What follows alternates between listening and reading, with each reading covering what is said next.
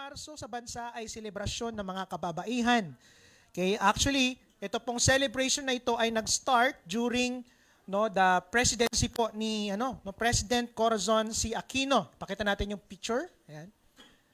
Yan, the former President Corazon Aquino declared Women's Month in the Philippines through Proclamation number 224 and Proclamation number 227 in 1988, no? So, diyan po nagsimula, no? Siya rin po ang pinakauna, tama ba ako? Pinaka-first president woman, no, ng bansang Pilipinas.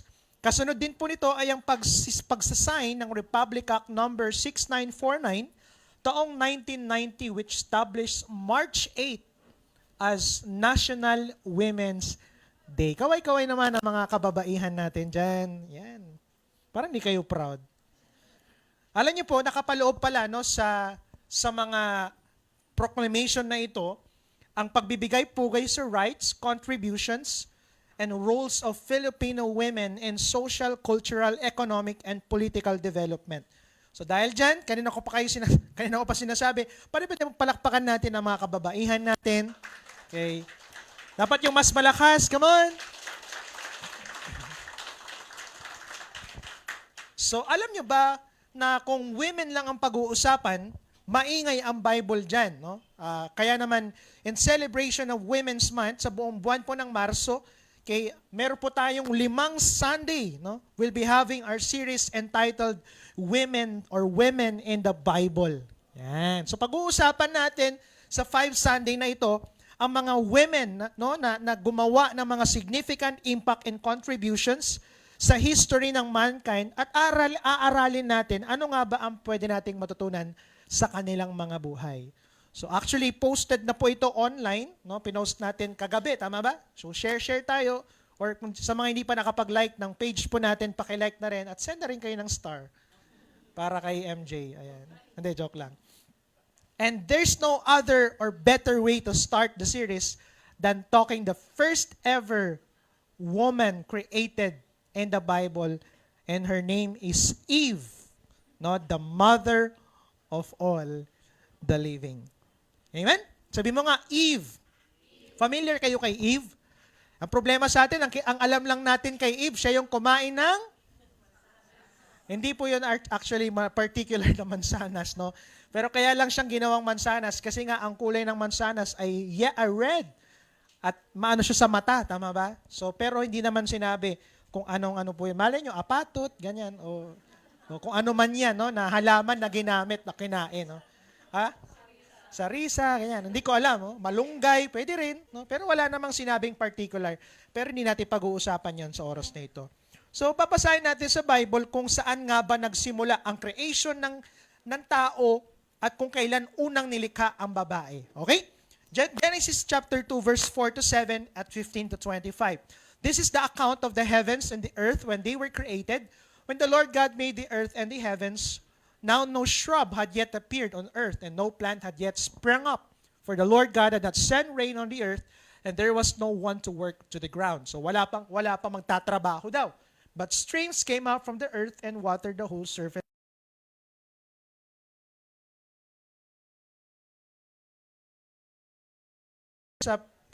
Sa dami ng pwede niyang pagkunan ng lalaki, sa putik pa. Kaya pala yung mga lalaki minsan, di ba, parang mga putik tayo, tama ba?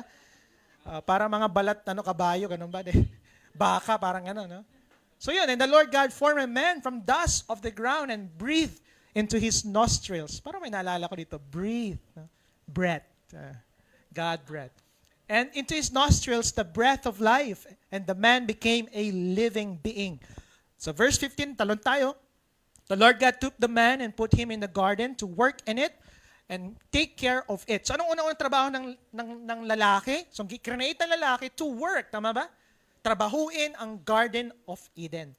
And the Lord God commanded, you are free to eat from any tree in the garden, but you must not eat from the tree of the knowledge of good and evil. For when you eat from it, you will certainly die. The Lord God said, verse 18, it is not good for the man to be alone. I will make a helper suitable for him. So nangyayari, na-create na ang lalaki ngayon, pagkatapos na-create, ginawa ang trabaho. Pero nagulat ang Panginoon kasi parang may kulang doon sa lalaki. Parang may problema sa kanya. So ang ginawa ng Panginoon, now the Lord God had formed out out of the ground, all the wild animals and all the birds in the sky, he brought to them the man to see what he would name them. So siya pala nagpangalan. And whatever the man called each living creature, that was its name. So siya nagpangalan, di ba? Ano pa ba yung mga pinangalanan niya? Mga sisiwi, yan. Siya nagpangalan, sisiwi. Ano ba? Mga benek. Yan. Di, mga Pangasinan naman kasi yun, mga Pilipinong nagpapangalan doon. Pero magaganda ang mga pinangalan, no? So, kung ano yung mga nakita nating pangalan ng hayop, pangalan ng pusa, hindi ko alam kung anong pangalan yan, kay si Adam po ang nagpangalan yan. Diba? Taas to naman yung mga lalaki dyan. Ayan, okay? Next. Okay, so, the man gave names to all livestock, the birds in the sky, and all the wild animals. But for Adam, no suitable helper was found. So ngayon, nagulat ang Panginoon kasi ang ginawa niya, pinagsama-sama niya na lang ngayon. No? Sige, hinarap niya ang lion, hinarap niya ang parang hindi bagay ang lion sa tao. Parang hindi bagay ang kabayo. No? So, chinek niya lahat, isa-isa lahat ng hayop siguro. No? Hanggang sa mga isda, pinadaan, hindi bagay. No? So sabi ng Panginoon, hindi maganda, nakakalungkot no, sa lalaki. So ang ginawa niya, the Lord God caused the man to fall into a deep sleep. So pinatulog niya ngayon at na-record ang unang-unang, no, ang unang-unang recorded na dito? Surgery in the Bible. No? So anong ginawa niya? While he was sleeping, he took one of the man's ribs, then closed up the place with flesh. Then the Lord God made a woman from the rib he had taken out of the man. And he brought her to the man. Then the man said, "This is now bone of my bones and flesh of my flesh. She shall be called woman, for she was taken out of man." Meron akong kilala, sabi niya, nung nakita daw niya si Eve, sabi niya, "Wow! Man!" Okay ba? Kaya daw naging woman. Oh. Kasi nakakita siya ng tao na maganda. Kasi pag sa kanya, hindi. Uy, man! Hindi, sabi niya, "Wow, man!" Ayun, kaya pala yun. Oh. Pero wala sa Bible po yun. No? That is why a man leaves his father and mother and is united to his wife, and they become one flesh. Adam and his wife were both naked, and they felt no shame. So this morning, kilalanin natin kung sino si Eve at kung ano ang naging role niya bilang isang babae sa kwento ng pinakaunang mag-asawa in the Bible. Are you excited? Let's pray. Father, we're so excited for today sa gagawin mo sa mga pag-uusapan namin. Bagamat ang Bible po, Panginoon, ay napakaraming kikinuwentong mga kalalakihan in the history. Lord, salamat kasi hindi rin ito nagtago ng mga kababaihan na mga ginamit mo. At isa po dito ay si Eve. Dalangin po namin as we talk about her life, I pray ma-empower ang mga women at makita rin po namin yung tunay mong katawagan sa mga kababaihan. And I also pray sa mga kalalakihan dito, ma-appreciate pa namin lalo ang mga kababaihan sa aming mga buhay. Lord, we thank you for this word. In Jesus' name we pray. Amen and amen. So ito yung dito nang galing kung bakit nalikha ang kababaihan. The Lord God said, sabi niya, "It is not good for the man to be alone." So ngayon, dito lalabas yung pinaka-role ng babae sa buhay ng isang lalaki. Sabi niya, "I will make a helper." Can you say with me, helper? Suitable for him. Now, tanong siguro, was the man really alone? Nag-iisa ba talaga si Adam during that time?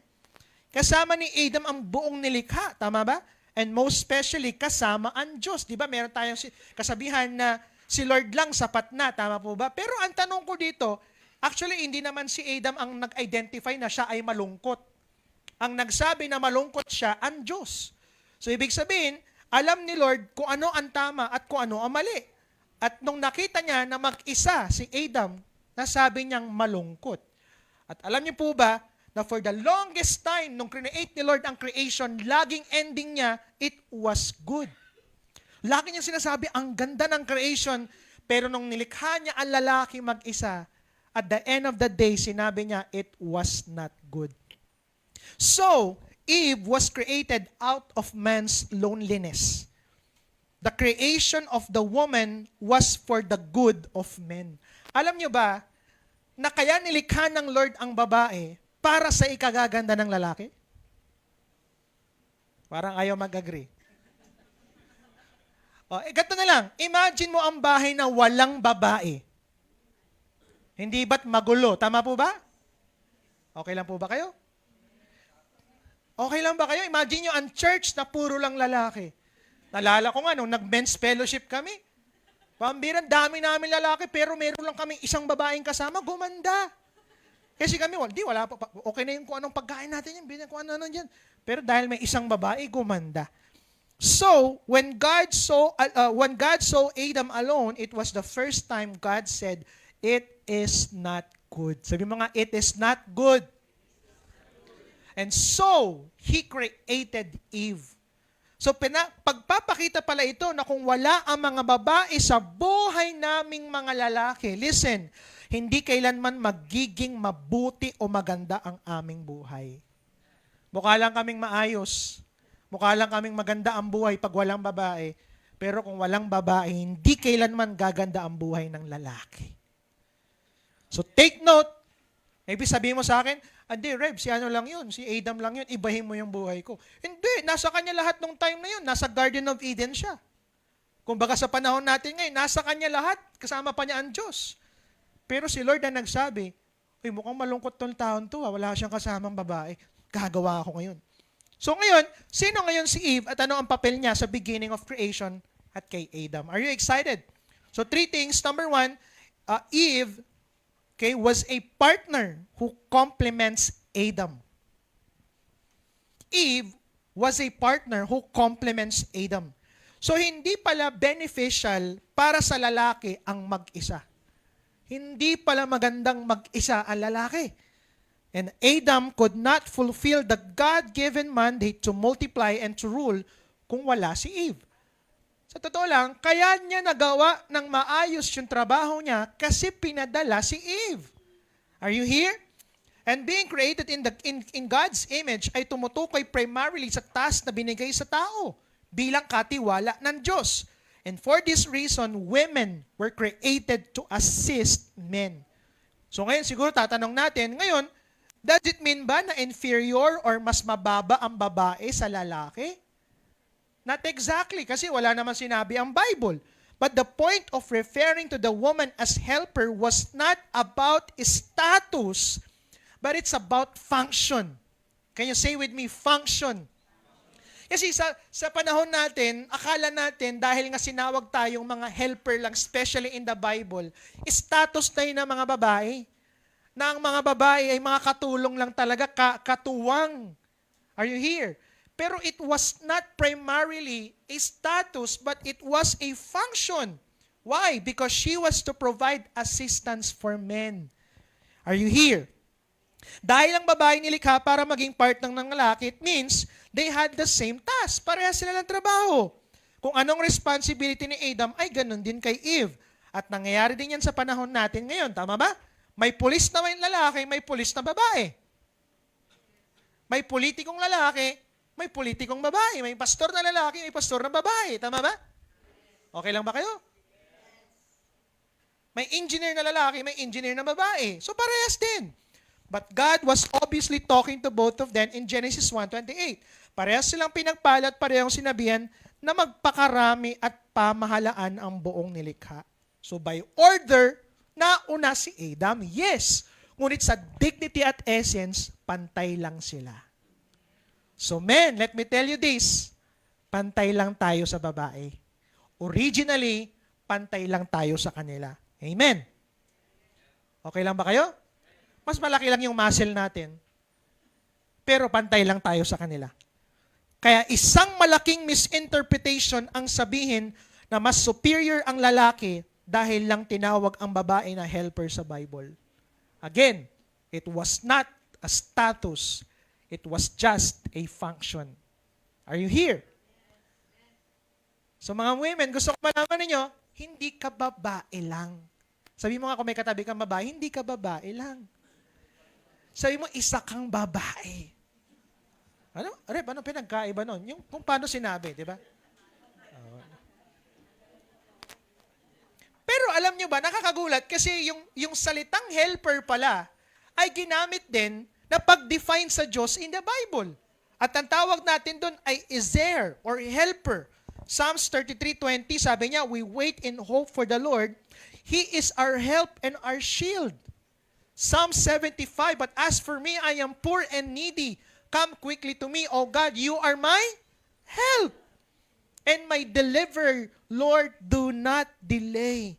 Psalms 115:9, all you Israelites, trust in the Lord. He is their help and shield. And before Jesus Christ went to heaven, sabi niya, wait for the coming of the helper. And that's the Holy Spirit. Alam mo, bakit naging successful ang early church? Actually, ang Acts, tinatawag nilang Acts of the Apostles. Pero I believe, mas better na tinatawag itong Acts of the Holy Spirit. Why? Kasi bago bumaba ang Holy Spirit, wala pa nangyayari sa kanila. Pero nung bumaba ang helper, ang Holy Spirit, may nangyari. Are you here?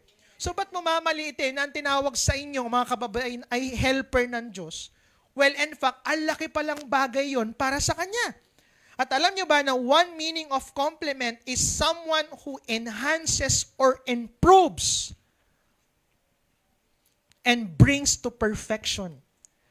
Ibig sabihin, ang ginagawa daw ng babae, kaya pala magugulat ka ang babae, bigyan mo sila ng bahay, bigyan mo sila ng building, gagawin nilang bahay. Naiintindihan niyo ako? Bigyan mo silang pera, bibigyan ka nila ng adobo. Naiintindihan niyo ako? Bigyan mo sila ng, for example, sa mag-asawa, bigyan mo sila ng, bigyan mo sila ng sperm cell, bibigyan ka nila ng baby. They enhance everything. Napapaganda nila lahat. Okay lang ba kayo? Ano pa bang kailangan ko sabihin para... So lumalabas that without women, maraming projects, visions, and plans hindi kailanman matatapos o magiging matagumpay. At totoo lang, ang Lighthouse Church ay nag-celebrate, hindi naman tayo nag-celebrate, pero nag-third year anniversary na po tayo last January. No, second week lagi ang anniversary natin ng January, pero sineselebrate lang. Next celebration po natin siguro pag 50 years anniversary. No? Ang tagal naman. I think 7 years anniversary magse-celebrate po tayo. No? So, pero alam niyo ba, hindi magiging matagumpay ang Lighthouse kung walang mga babae sa church na ito. Ilan ba ang pastor natin sa church? 2 lalaki, tapos puro na babae. Ilan ang mentors natin sa church? Ilang lalaki, pero napakaraming babae. Alam niyo po, mag-isa niyo lang ako nakikita nagpapastor ng church, pero maraming babae sa likod ko. Yan o. Ay, wala pala. Are you here? At sa likod ng mga successful projects, successful family, successful community, may mga babaeng ginagamit ni Lord na nagpapaganda, nag-i-improve, nag-i-enhance. Ako po, ganitong ginagawa namin. Pag may sa church, pag may plano kami, o ganitong gagawin natin. After kong sabihin yun, eto na ngayon, sina Pastora Rina, Pastora Jubel, gagawin na nila ngayon, i-enhance na nila. Are you here? Kaya kung may kasama kang babae, baka pala. Sabi mo sa kanya, baka pala. Parang hindi ka naniniwala, ano? Oo. Yan po ang nagagawa ng isang babae. Palakpakan natin ang Panginoon Diyos. Pangalawa, okay? Na ginagawa ni Adam o ni Eve kay Adam. Pangalawa, next, a partner who corresponds to Adam. Genesis 2:20, but for Adam, no suitable helper was found. So Eve was the only compatible being for Adam. The passage proves na walang any human beings outside Eden or pre-Adamic people kasi kung meron man din, God was wrong. Also, this proves na walang any creature o creation aside sa taong babae ang fit para sa lalaki. Ini-imagine ko nga, paano kayang ginawa ni Lord? Hinarap niya siguro yung kabayo. Parang di pa kay. Hinarap niya siguro yung kambing. Magaling kambing, di ba? Hinarap niya yung aso. Ito pa, hinarap niya yung unggoy. Mukhang magkamukha. Pero hindi pa rin. Yeah? So sabi ng Panginoon, sige, gagawa na lang ako galing sa Kanya. So, okay, nakita ni Adam si Eve na only suitable para sa kanya. Ang binigay na pangalan ni Adam sa kanya ay pagpapakita rin kung paano niya nire-recognize ang partner niya as mother of all living. Basahin natin, Genesis 3:20. Adam named his wife Eve. Ano ibig sabihin? Because she will become mother of all the living. So ibig sabihin, hindi niya binasta-basta lang yung asawang babae. Tinawag niya itong ina, no, ng buong mundo, na lahat ng mother of all living, mother of all living. Hindi lang yung tinawag na Mother Lily. Hindi lang yun. Higit pa dun. Tama ba? At alam nyo ba na ang pangalang Eve means living or life? Kayo nagbibigay ng buhay eh. Sino ba nag-aanak ng bata? Kayo eh. Tama ba? Kaming mga lalaki, chill-chill lang kami. Tama ba? Pero yung mga babae, after, di ba, after, di ba, nag-conceive, ano mangyayari? Magdadalang tao yan. Kami, nagdadalang ulam lang kami. Pero sila, nagdadalang tao sila for 9 months. Alam mo, alam nyo, no, grabe, nung nabuntis yung wife ko, doon ako mas na-amaze kay Lord kung paano niya ginawa ang lahat. Magugulat po kayo, especially sa mga, ano ba, yung in the future, or sa mga ano na po, grabe, ang galing ng Panginoon. Paano niya nagawa? Paano sa isang lalaki at paano sa lalaki babae, nakaka-create sila ng isang bata, di ba, nagigets niyo ba ako? Galing. At yun ang tawag niya. So, ibig sabihin, pagpapakita ito ng respeto ng lalaki sa kanyang asawang babae. God's original design for man is to have authority over his wife, and Adam exercised this by giving his partner a name. So the submission of women to men in terms of marriage doesn't mean they are not on the same level, because even the Son of God submitted to the will of the Father even though they are co-equal. Are you here? Ibig sabihin, asawa kong babae, nagpapasakop ako sa asawa kong lalaki, hindi na, mas matindi na yung level ng asawa ko kaysa sa akin? No! Pero gagawin mo ito kasi ito'y utos ng Panginoon Diyos. Tingnan mo nga, ang Diyos nga mismo sumunod siya.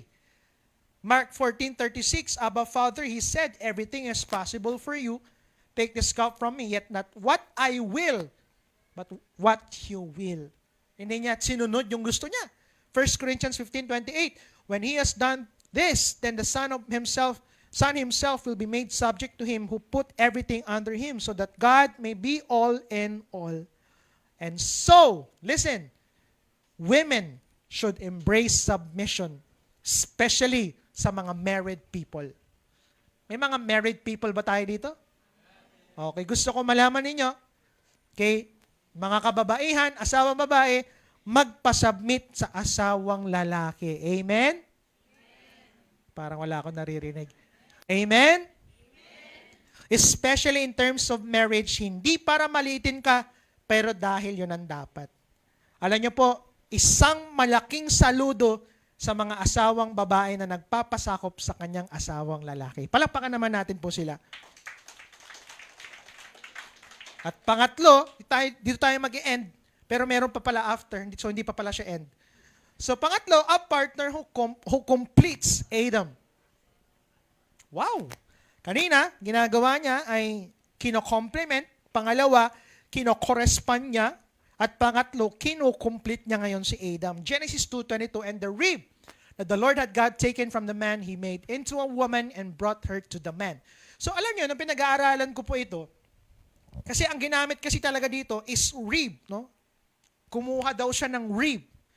Pero alam niyo ba na sa original text, mas proper na i-translate, no, na man's side. Hindi siya particular na rib, pero side ng lalaki. May kinuha dito.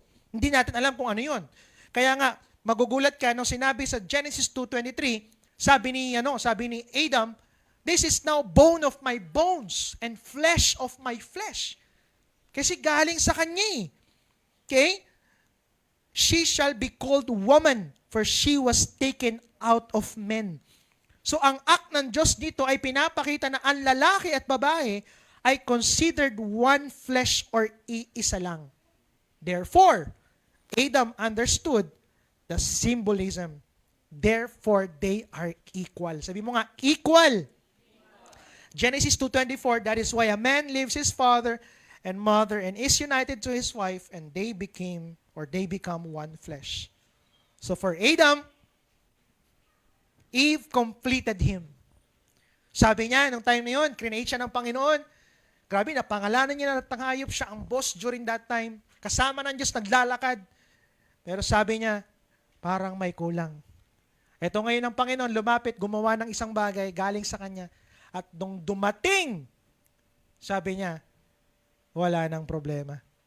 I am complete. Sabi mo nga, I am complete. Adam's missing side is Eve. Nothing in all of creation can complete him. So without the woman, the man remains lacking. Alam nyo, no? Based on my observation, napansin ko lang, pag, kunyari, may mag-asawa, namatay yung asawang, kunyari, lalaki, o mag-asawa, namatay yung asawang babae, o ito na lang, lalaki, ano ba? Lalaki namatay, babae muna, babae, namatay yung asawang lalaki. Di ba usually nangyayari, yung babae, hindi na yung nag-aasawa. Mostly, hindi naman lahat. Pero pag ang isang lalaki ang namatay ng asawang babae, halos lahat nag-aasawa. Now, gusto ko malaman ninyo na kasi nilikha ni Lord ang lalaki na kailangan ng babae. Pero mga babae, hindi nyo kailangan ng lalaki. Kaya kayo kaya nyo mabuhay kahit wala lalaki. Sa totoo lang, kaya nyo mabuhay. Pero gusto ko malaman nyo mga babae, mga kababaihan, hindi namin kayang mabuhay nang wala kayo sa amin. Aww. Aww.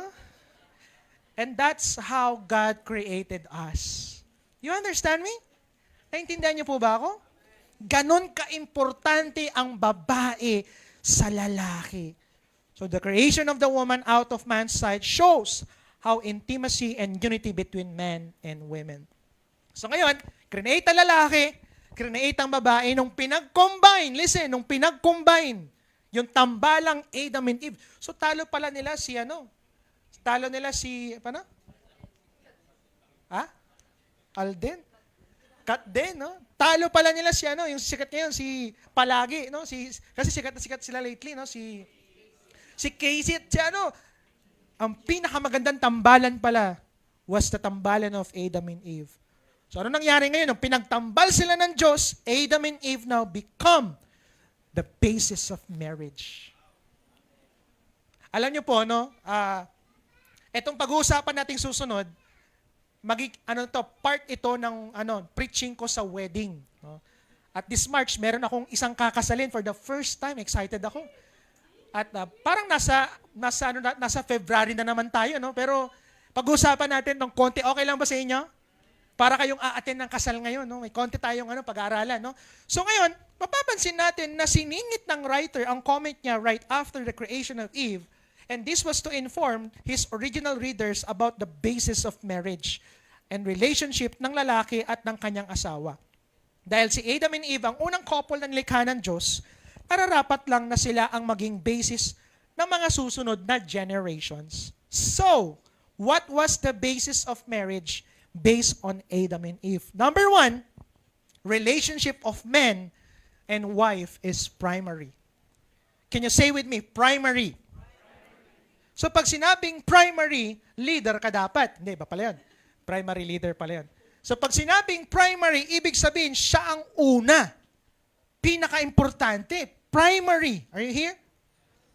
Kaya nga ginamit yung word na leave his parents.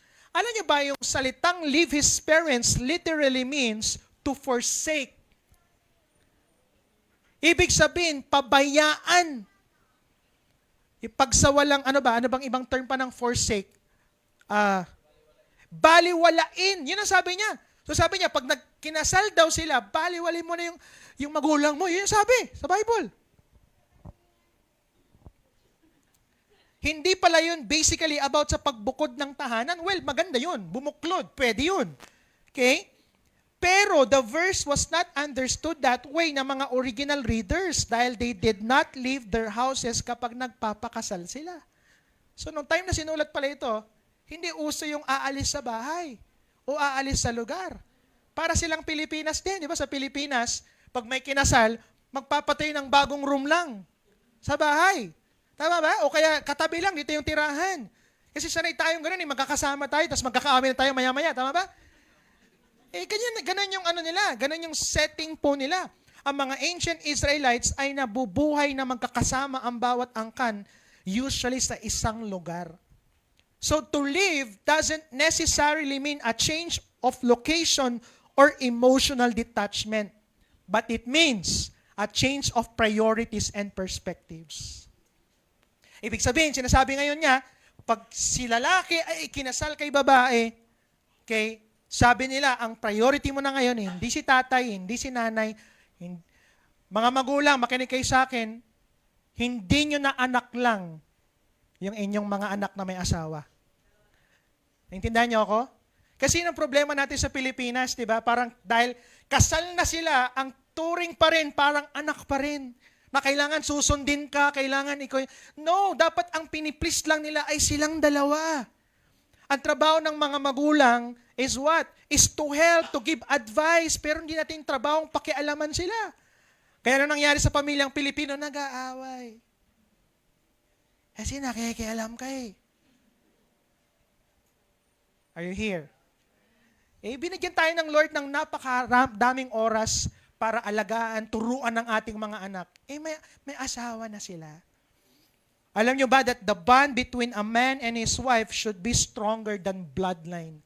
Kahit nanay, kahit kapatid, pasensya na po.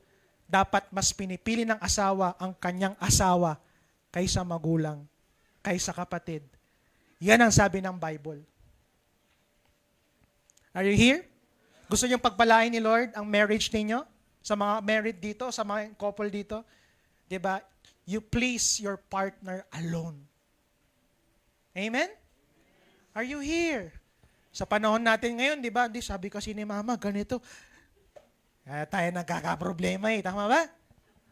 Okay ba yun? At ang lalaki ay dapat tinitignan ng kanyang asawa na mas importante sa kanyang magulang. Alam niyo po kami na nung naintindihan ko rin ito, dati kasi ganun ako eh. Pero nung naintindihan ko po ito, grabe. Sabi ko, Lord, magmula ngayon, sabi ko, usapan namin mag-asawa, love. Kung anong gusto mo, yun ang gagawin ko lang. Kung ano, nagre-receive kami ng mga advices from other people. Yes, kasi kailangan namin yun. Pero ang final say, yung sinasabi ng asawa ko. At ang final say din para sa kanya, yung sinasabi ko. Are you here? So it was primary. Dapat top priority mo at pinaka-pinapasaya mo asawa mo. This is not a suggestion. This should be the basis of every married couple. Mapapakasal pa ba kayo? Sino po natututo ngayon? Ganda ng Bible. Pangalawa, what was the basis of marriage based on Adam and Eve? Relationship of man and wife is permanent. Relationship of man and wife is permanent. Can you say with me, permanent? Matthew 19:6, so they are no longer two, but one flesh. Therefore, what God has joined together, let no one separate. So ideally, marriage is permanent. Marriage is a covenant or agreement between man and wife that goes beyond contract. Yes, sa totoo yan, ang hirap, parte po ang gobyerno kapag nagkakasal ka. Pero it's more than. It goes beyond covenant or agreement. Kasi ang saksi nyo dito ang Diyos eh. Kaya nga magugulat po kayo, bago create ng Lord ang gobyerno na-create po yan nung panahon lang ng bansang Israel.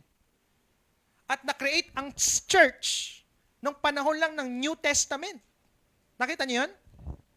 Pero alam niyo ba na nung unang-unang nilikha ng Diyos ang mundo, ang unang-unang create niya ay ang couple or ang family. Adam and Eve. Kinasal niya sila. And that shows how important marriage is to God. Alam mo, sa totoo lang, sa panahon natin ngayon, maganda naman yun, no? Ito yung boboto ko, dapat ganitong gawin natin, maganda naman yan. Pero alam niyo po, nakita ko, ang malaking problema natin ngayon ay ang problema ng mag-asawa. Bakit? Ako po sa ilang years ko na, sa ilang years ko po na nagdi-disciple ng mga kabataan, ang dami kong na-experience mga broken families. Bakit gumugulong bansa? Kasi magulo ang tahanan. Pero imagine mo, ang isang tahanan, ang isang mag-asawa, maayos, makakapag-create sila ng magandang pamilya. Sabihin ko sa iyo, magiging maayos ang bansang Pilipinas. So why not? No, of course, andun na yun. Ipupush natin, iboboto natin, kailangan ganito. Pero why not start in the family? Start in your community. Start with yourself. Magiging mabuting asawa ko. Magiging mabuting, are you here? Anak ako, sabihin ko sa iyo, malaki ang magagawa mo sa bansang Pilipinas. Amen. Ba't tayo napunta ron? Sana tayo? So yun, no? The man was created out of the man's side, and through marriage, they were joined again as one flesh. In marriage, the two became one. Sabi nga ni Bishop Manny, pakakasalan mo dahil mahal mo, at mamahalin mo dahil pinakasalan mo. Wala ka nang no choice. Ulitin ko, papakasalan mo dahil at mamahalin mo kasi touch move. Tama ba? Nothing more, nothing less. At sa mga kasal na po dito, makinig kayo sa akin. Walang lalayas, ha? At walang magpapalayas. Kahit sinasabi niya, lumayas ka na.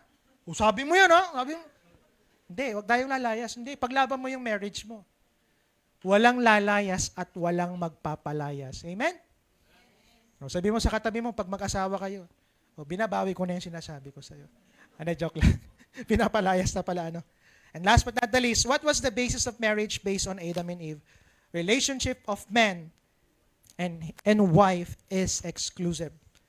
So marriage from the very start is God's design. Alam niyo ba, wala akong nakitang ginamit dito kundi male and female.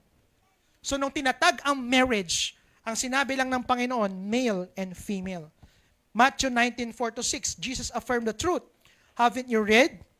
He replied that at the beginning of the creation, the Creator made them male and said, for this reason, a man will leave his father and mother and be united to his wife, and the two will become one flesh. So they are no longer two, but one flesh. Therefore, what God has joined together, let no one separate. So malinaw na male at female, not male and male or female and female. Tama ba? Sabi niya, ang kasalan daw ay para sa male and female. So kung hindi lalaki at hindi babae, hindi ito kasalan, tawag dito kasalanan. Tama ba? Sa panahon po natin ngayon, well, hindi po natin sila, tawag dito, sinasabi lang natin ang sinasabi ng salita ng Diyos. Actually, mayroong pinupush lately na batas na napaka-alarming. Kasi ako, bilang pastor, pag na-push po yun, at may nagpakasal sa akin, lalaki at hindi ko kinasal, alam nyo ba na pwede akong kasuhan? Ganun po yun. Yun yung laman ng batas na yun. Kaya salamat sa Lord at hindi siya nangyari. At hindi siya naituloy. No? So, akala ng iba kasi it's just a rights. Well, wala naman tayong problema sa rights. Pero it's more than rights. It's a sacred union created by God. Amen? And any romantic relationship aside from male and female is immoral and outside God's original plan. We don't condemn, but we're just telling what the Bible says. Na ang ibang klase ng romantic relationship ay matuturing na immoral at outside God's original plan. Kasi the original plan of God is male and female. And they will join together and the two will become one. And what God has joined together, no one can separate. Palakpakan natin ang Diyos. Tapos na ako, recall lang tayo sa mga napag-usapan. Sino si Eve at ano ang papel niya sa beginning of creation at kay Adam? Number 1, she was a partner who complements Adam. Number 2, a partner who corresponds to Adam. Number 3, a partner who completes Adam. Next. Ano ngayon ang makikita nating combination at result ng tambalang Adam and Eve? So Adam and Eve now became the basis of marriage. Hindi po si Bishop Jan at Mami Telma, hindi rin po ako ang basis natin ng marriage, si Adam at si Eve. Alam mo, pinaka-na-amaze ako kay Adam at kay Eve. Noong mga panahon, di ba si Eve ang nagkamali? Tama ba? Kilala natin si Eve, no? Siya yung kumain ng, wala na kayong masabi, naya na kayo, no? So, basta yung fruit, siya yung kumain. Pero alam mo, na-amaze ako, kahit nagkamali sila, hindi nila iniwan ng isa't isa. Alam niyo mga kababaihan, ang pinakamagandang lesson natin doon, kahit anong mangyari, huwag nating iwan asawa natin. Are you here? Huwag natin silang iwan. Last but not the least, what was the basis of marriage based on Adam and Eve? Relationship of man and wife is primary. Number 2, relationship of man and wife is permanent. And last, relationship of man and wife is exclusive. Tatayo tayong lahat, palakpakan po natin ang Panginoon. Meron pa tayo natutunan ngayong umagang ito? Do we learn something? Have we learned something? Alam niyo po, ang Bible was written sa setting at culture na may mas mababang pagtingin sa babae. Kaya makakabasa tayo ng mga passages na nagpapakita ng ganitong practices. Pero hindi ibig sabihin na ganitong paraan na rin ang tingin ng Diyos o tinignan ng Diyos ang mga kababaihan. The creation story points us to the truth. Ano yun? That ever since, from the beginning, both men and women have been created equal. We can see how Jesus in His dealings with them elevated the status of women to their rightful place. Naalala ko nga, meron yung isang babae na na-meet ng Panginoon, kinakaladkad na siya kasi base sa batas, pag nahuli mo daw na nangangalon niya yung babae, pagbabatuhin hanggang sa mamatay. Pero nung time na yon, nung nilapit siya kay Jesus, instead na i-allow ni Christ na batuhin yung babae, kasi parang ano na no? Parang karapat dapat naman yun sa babae na gawin sa kanya yun. Alam mo, sabi ng Panginoon, kung sinong walang kasalanan, siyang unang bumato. And to make the long story short, umalis sila lahat at hindi na nila muling binato yung babae. So, anong ibig sabihin nun? Tapos tinawag niya yung babae, woman. Alam niyo ba yung word na woman na ginamit doon? Hindi lang siya ibig sabihin na babae. Hindi lang ganun. Yung salitang woman pala na ginamit ni Lord ay isang napaka-respectful word. Ibig sabihin, babaeng napaka-importante, babaeng napakaganda. Talagang very, ganun yung pagkatawag niya, woman. Nasaan yung mga gustong bumato sa'yo? And it only shows how important women in the eyes of God. Women, let me tell you this, you are important. You are precious to God. Kaya naman, mabuhay po ang mga kababaihan natin. Palakpakan mo natin. So all women's out there, nanay, ate, ano pa ba? Youth, dito na mga kababaihan, gusto ko malaman ninyo, paano na ang lighthouse kung wala kayo? Paano na ang workplace kung wala kayo? Paano na ang bansang Pilipinas kung walang mga kababaihan na katulad ninyo? So mabuhay po kayo. Women, you complement and you complete us. Let's pray. Father, we thank you for today. Unang-una, salamat sa kwento, Lord, at buhay ni Eve. Bagamat napakaiksi ng kanyang buhay at walang masyadong nangyari, pero nagpakita sila ng napakagandang basis, especially in terms of marriage. Paano maging isang mabuti, maayos, at napakagandang partner. Bagamat hindi perfect, siyang nakagawa ng kasalanan, pero hindi niya iniwan ng kanyang mag-asawa at nagpatuloy sila, Panginoon. Lord, I pray to every woman that are in this house today, I pray, kung meron man dito, Lord, minaliit ng kahaway, feeling niya wala siyang kwenta, feeling niya babae lang siya. Let me tell you this, Lord, sinisira namin yung image na yan sa kanilang puso, sa kanilang isipan. And let me tell you this, that God wants you to know that you are not just a woman, but you are a princess of God. Ikaw ay importante, ikaw ay mahalaga, ikaw ay valuable, ikaw ay maganda, at ikaw ay importante sa Panginoon Diyos. And Lord, right now, sa mga kalalakihan na nandito, Lord, patawarin mo kami kung minaliit namin, sinira, o binastos ang mga kababaihan. But I pray, Lord, that through this message, mas lalo namin silang, Lord, i-appreciate, Lord. Salamat sa aming mga nanay.